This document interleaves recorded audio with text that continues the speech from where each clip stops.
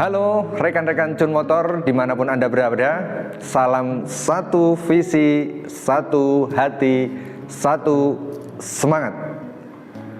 Masuk ke 2 di minggu ini, di bulan Oktober ini, artinya sudah setengah perjalanan, atau artinya 10 minggu lagi kita akan memasuki tahun 2023. Tahun baru tidak terasa ya, setahun sudah berjalan dengan cepat, satset itu artinya. Apa kabar target yang sudah kita rencanakan di tahun ini, awal tahun kemarin, apakah sudah terrealisasi semuanya atau masih ada yang belum terrealisasi? Pada minggu lalu Pak Sugeng membahas tentang evaluasi. Bagaimana cara kita melakukan evaluasi, apa saja yang diperlukan dalam melakukan evaluasi.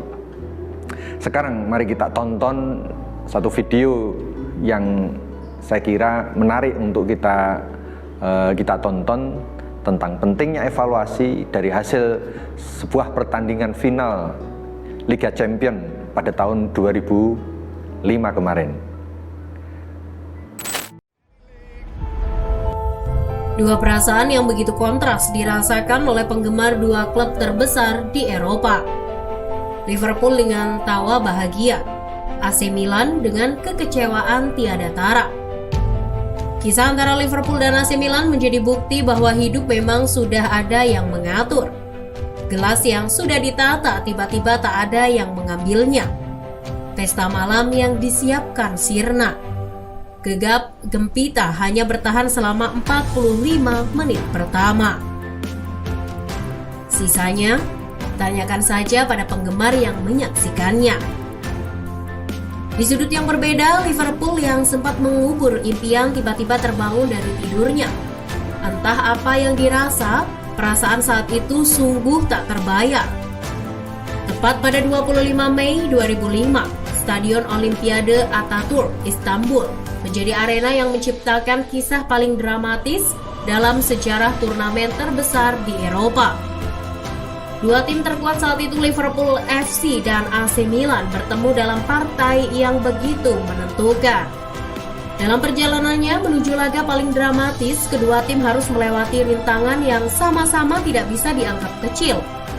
Liverpool yang tergabung di grup A bahkan harus lolos dengan hanya menempati posisi runner-up. Sementara Milan, tim asal Italia itu berhasil menempati posisi tertinggi setelah tergabung dengan FC Barcelona, Shakhtar Donetsk, dan Glasgow Celtic. Berhasil melibas seluruh lawan yang menghadang, disinilah partai dramatis itu terselenggarakan. Liverpool diisi nama-nama yang masih sangat diingat hingga sekarang, seperti Steven Gerrard, Luis Garcia, John Arne Riise, hingga Jamie Carragher. Pelatih Rafael Benitez juga siap berdiri di pinggir lapangan dengan segala rencana yang sudah dimatangkan. Malam itu, langit Istanbul tampak berpihak pada Milan. Baru 1 menit laga berjalan, Il Capitano Paolo Maldini langsung mengoyak jala lawan. Pemain Milan tampak bahagia dan bermain dengan sangat tenang di menit-menit selanjutnya. Benar saja, pada menit ke-39 Hernan Crespo berhasil mencatatkan namanya di papan skor untuk merubah keunggulan 2-0 bagi Milan. Entah apa yang dirasakan Liverpool, jala gawang jersey Dudek kembali goyang setelah pemain asal Argentina itu kembali beraksi pada menit ke-44. Ketinggalan 3 angka di babak pertama jelas bukan menjadi hal wajar. Apalagi jika bermain di laga sekelas final Liga Champions Eropa. Para pemain Liverpool memang sudah tampak lesu. Cahaya langit Eropa masih berpihak pada AC Milan. Jamie Carragher yang menjadi salah satu sosok berpengalaman juga sudah siap mengibarkan bendera putih, tanda bahwa ia sudah menyerah. Ia yang sebelumnya menjadi sosok tegar di barisan pertahanan tiba-tiba tertunduk lesu, seolah tahu apa yang akan terjadi selanjutnya. Tak hanya itu, para pemain Liverpool lainnya juga merasakan demikian. Yang terpikirkan hanya bagaimana keunggulan 3 gol itu tidak bertambah.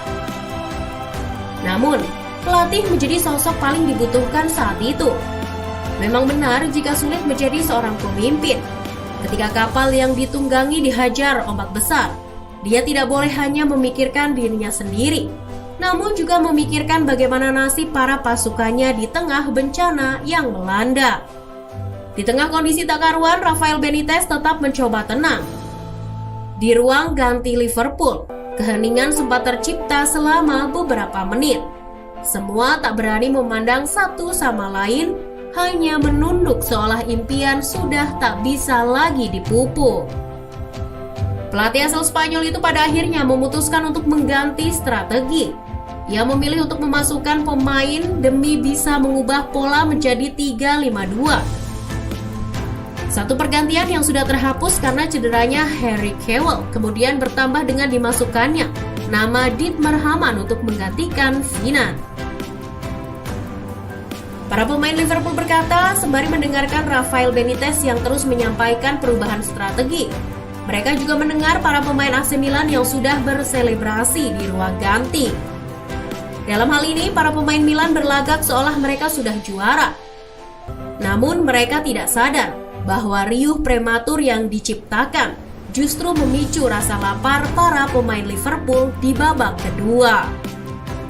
Benar saja, perubahan skema yang digalakan Benitez berjalan sesuai rencana. Gerrard dan Hamann yang ditugaskan untuk mematikan langkah Andrea Pirlo terbukti berhasil. Lalu, Milan Baros dan Luis Garcia yang ditugaskan untuk mengacaukan duet Nesta dan Stem tak berakhir sia-sia. Nyanyian You'll Never Walk Alone yang mengiringi langkah para pemain Liverpool saat memasuki babak kedua seolah menjadi pelecut semangat bagi mereka. Di babak kedua, umpan Rize berhasil dimanfaatkan oleh Gerrard setelah dirinya tak mendapat hadangan berarti di dalam kotak penalti. Sementara itu peran Hamann juga sangat jitu. Setelah umpannya juga berhasil dimanfaatkan oleh Smith untuk menjadi gol kedua bagi Liverpool. Para penggemar mulai kesetanan. Para pemain Liverpool semakin tegakkan badan. Hingga tepat pada menit ke-60, lini pertahanan Milan benar-benar goyah. Mereka tak mampu menstabilkan konsentrasi hingga membuat Gerrard nyaris mencetak gol, sebelum akhirnya dijatuhkan di kotak penalti. Tak mau menyia-nyiakan kesempatan, Xabi Alonso yang ditunjuk sebagai Algojo berhasil membuat skor menjadi imbang 3-3. Meski percobaan tendangan 12 pasnya sempat terhenti oleh gerak cepat Nelson Dida. Pertandingan akhirnya dilanjutkan hingga ke babak tambahan dan berujung pada drama adu penalti. Kali ini pemain Milan mendapat giliran untuk merasakan tekanan bertubi-tubi. Mereka yang sudah siap berpesta malah mengakhiri pertandingan dengan perasaan frustasi. Sementara pemain Liverpool berbalik menjadi pihak yang terus semangat untuk mengejar kemenangan. Mimpi mereka kali ini sudah kembali terbuka lebar. Seruan penonton di dalam stadion turut kobarkan semangat.